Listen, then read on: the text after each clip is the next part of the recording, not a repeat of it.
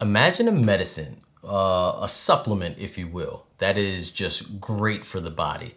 It tastes really good and it's packed with all types of nutrition, antioxidants, protein, just the works. Also, you could drink it. That is basically a smoothie. It's food in its rawest form. So there is a mute concern that you may accidentally, pan-sear the vitamin C out of your oranges. Bottom line, if you're not eating smoothies today, you should. If you're not drinking smoothies today, add them into your weekly rotation. I guess you could eat them if you were like using a spoon or something. There are some caveats. So I guess you want to get your smoothie black belt before jumping into the ring. As we talk through the video, today we're going to level up our smoothie knowledge and learn a basis for how to create high protein smoothies that we can blend into our current diet. For these recipes, we're choosing our high protein ingredient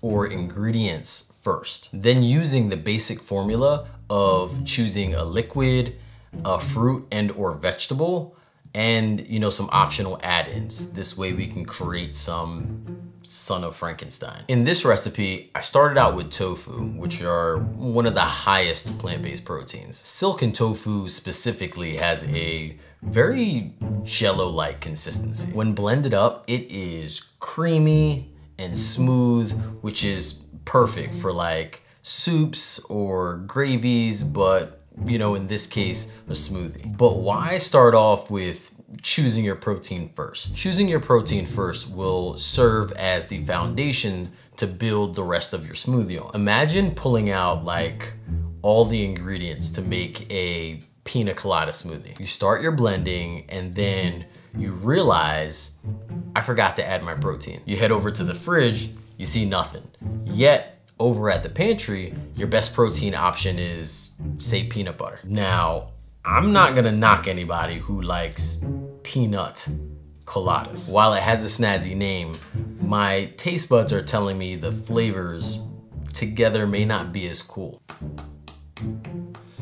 I gotta say, my curiosity is kinda making me want to try it out. Moral of the story, if I started out with peanut butter, I would be better, set up to formulate some type of recipe that works. In this recipe, we're also using chia seeds and kale to help boost that protein. If you're not a fan of kale, you could swap that out for like spinach and still be able to endure similar protein values. Chia seeds could also be swapped for like flax seeds, but flax seeds come with a bit of a nutty flavor. And for this recipe, I was trying to strip away anything that would take away from the tropical fruit taste. I mean, who am I fooling? I basically blended up a salad and now I'm drinking it.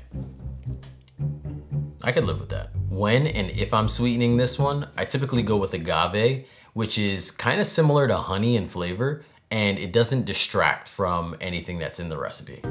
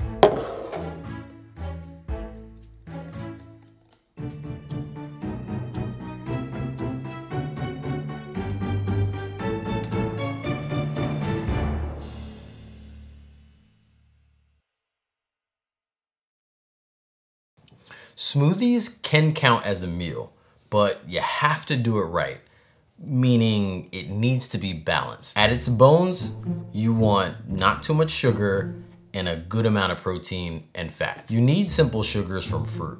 And yes, fruit and vegetables contain vital micronutrients to boost health and keep the body pumping. But a common issue with smoothies is 20 to 30 minutes later, your body just feels like, ugh, I skipped lunch, since you don't have any long, sustainable energy there. Okay, let's talk a little tad bit about health science. Without protein and fat, smoothies on the surface only add sugar and fiber into the system. Even though the sugar is from a great source, the body basically will absorb the sugar and use what it can and store the rest. So nut butters, seed butters, oatmeal, avocados, these are all great ideas for adding size to your smoothie, which will aid in the smoothie going further. Further as in, you know, keeping you more satisfied.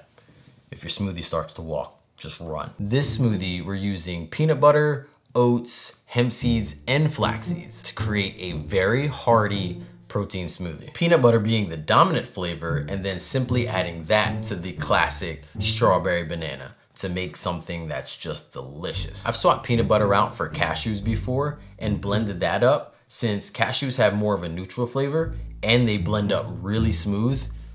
I was not disappointed. Oats are a slow digestive carb. I've noticed when this is in my smoothies, it holds me over for longer. Hemp seeds, I've read, may be hard to digest for some folks, so you could swap that for chia seeds or again with some flax seeds. If you find that your smoothie is too thick, don't be afraid to add just a little bit more plant milk. Depending on your blender, this may be the route you want to go just to support the blending process. Also notice in the first or second recipe, I don't add any ice. I find it best to use frozen fruit or vegetables if possible, although my bananas weren't frozen like I would want them to be. Ice does help your smoothie get cold, but it also dilutes the flavor a bit, which ultimately may lead you to add more sweetener because you're gonna feel like you can't taste anything. Quick tip, if you wanna bring smoothies to work, blend it up and put it into like an ice cube tray. Silicone ones I think are like the coolest because they're like super easy to remove. Fill a mason jar with ice cubes and you can place that right into the freezer. You know, like one of these guys. About an hour before you need it,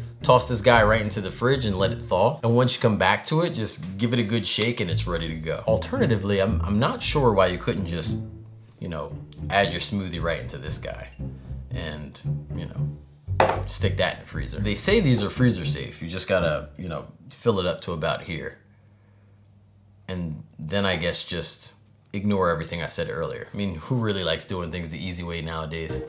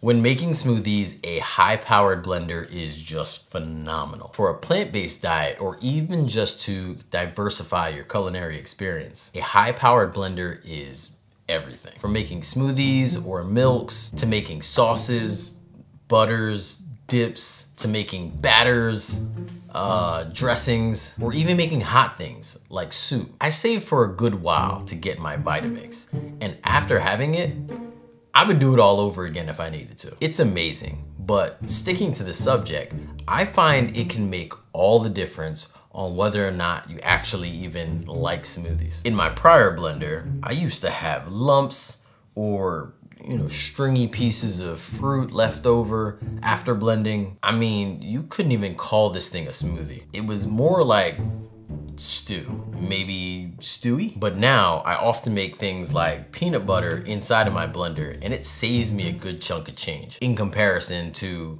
going out and buying it. In this last smoothie, we have no fruits or veggies added into this thing, which is nice, but it's also sad because I thought I had an extra banana prior to making this, and I can kind of still feel the disappointment on my face as I literally stared at the fruit bowl, contemplating if I should go to the store and get one banana. But this turned out tasty without it. With the banana added, you get kind of like a mocha salted caramel banana flavor. Without it, it's just salted caramel. The mocha's in there somewhere. But the downside to no frozen fruit is like a warm smoothie, which is kind of like an oxymoron until you hear about iced coffee. This smoothie is also special because you actually get most of your protein from the plant milk that's added. I mean, just take a second and think about that. The prior smoothies, if we wanted to dive into 30+ grams of protein, all we needed to do was swap the plant milk. Like what? Wait, that's it? In this recipe, I use soy milk, but if you need to dodge soy, you could also try out pea milk, which is another good high protein plant-based milk. Each of these recipes can be found in the description, and I'll have them linked to my website in the following weeks. If you're looking for some high protein breakfast options that you shouldn't put in a blender, check out this video that's here somewhere. Thank you so much for watching. Believe in good. Peace.